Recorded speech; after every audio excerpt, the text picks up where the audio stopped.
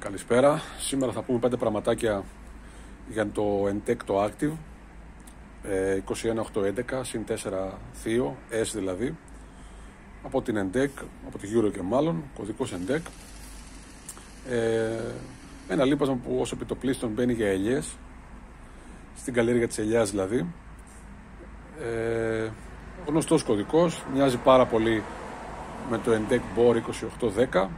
Έχει κάποιες όμως διαφορές, τις οποίες θα πούμε εδώ πέρα κάποια πραγματάκια να τα ξέρετε. Ποιες δηλαδή στην ουσία είναι οι διαφορές του και ποιες είναι οι διαφορές και στην τιμή. Η σύστασή του αυτή είναι 21811, δηλαδή 21 άζωτο φόσφορο κάλιο συν 4S το θείο, παρεμποδισμένο από την Entec. Τι κάνει το καθένα? 21 μονάδες αζότου παρεμποδισμένου. Το άζωτο χρησιμοποιείται στην καλλιέργεια έτσι ώστε να έχουμε περισσότερη βλάστηση και έτσι ώστε μετά την καλλιέργεια, μετά την συγκομιδή μάλλον, όχι την καλλιέργεια, μετά τη συγκομιδή της ελιάς, το δέντρο είναι κουρασμένο. Άρα εμείς τι θέλουμε? Του δίνουμε άζωτο έτσι ώστε να μας δώσει και την επόμενη χρονιά παραγωγή. Ο φόσφορος στην ουσία χρησιμοποιείται από το δέντρο για να μην πέφτουν εύκολα οι καρποί, δηλαδή σε περίπτωση που έχει παρατεταμένη ξηρασία να μην χάσουμε παραγωγή, και στην προήμιση της παραγωγής, για να μην πάει δηλαδή πολύ αργά.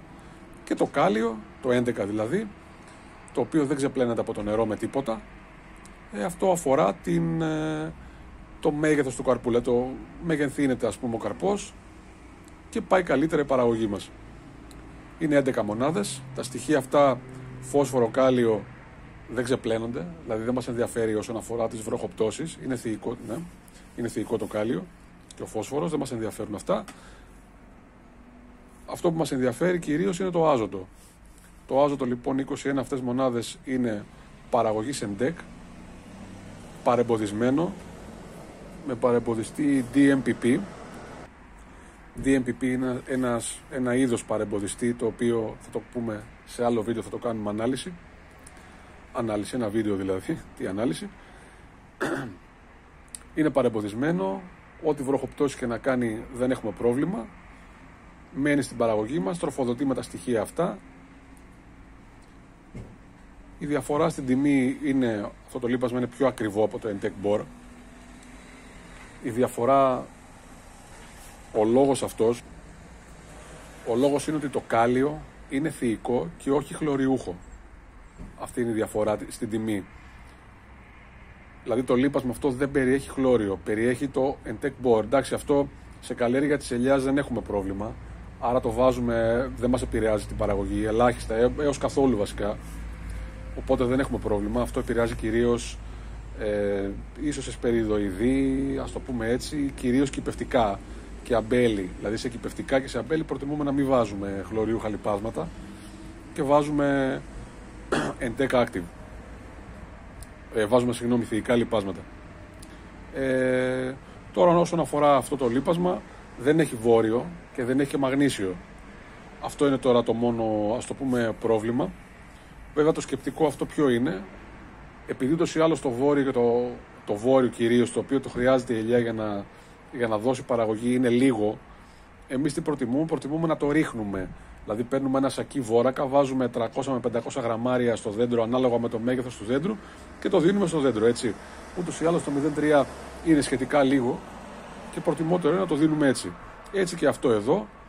Επίσης κάποιοι άλλοι ψεκάζουν κιόλας, δηλαδή παίρνουμε ιχνοστοιχεία, ψεκάζουμε με ιχνοστοιχεία βόρειο το δέντρο κατά την περίοδο Φεβρουαρίου κυρίως, δηλαδή Φεβρουάριο γίνονται αυτά μαζί με χαλκό, είναι το πιο ιδανικό δηλαδή να κάνουμε αυτό το πράγμα και έτσι πετυχαίνουμε δηλαδή το στόχο μας. Βέβαια εδώ γεννιέται η άλλη απορία από πολλούς, λένε πολλοί δηλαδή, μα καλά, και πιο καλό λίπασμα θα βάλω, δηλαδή πιο ακριβό, και πρέπει να ψεκάσω ή και πρέπει να αγοράσω βόρειο?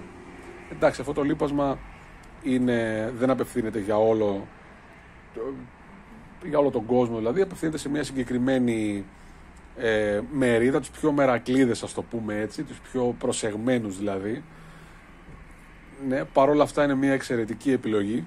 Να σας πω την αλήθεια, και εγώ στη δική μου την καλλιέργεια Entec Active βάζω και πάω και ψεκάζω, δεν ρίχνω βόρειο, ψεκάζω δηλαδή με προϊόντα της Χάιφα, θα τα πούμε αυτά σε άλλη εποχή, με ένα πολυαμίν, ας πούμε, ένα βόρειο ψευδάργυρο, και βάζω μαζί και το χαλκό μου και έχω τρομερό αποτέλεσμα. Θηικό είναι αυτό το λίπασμα, όπως σας είπα, δεν έχει δηλαδή κάτι άλλο μέσα, δηλαδή βόρειο μαγνήσιο ή μόνο το θείο του, ας πούμε, το οποίο στην ουσία είναι εδαφοβελτιωτικό.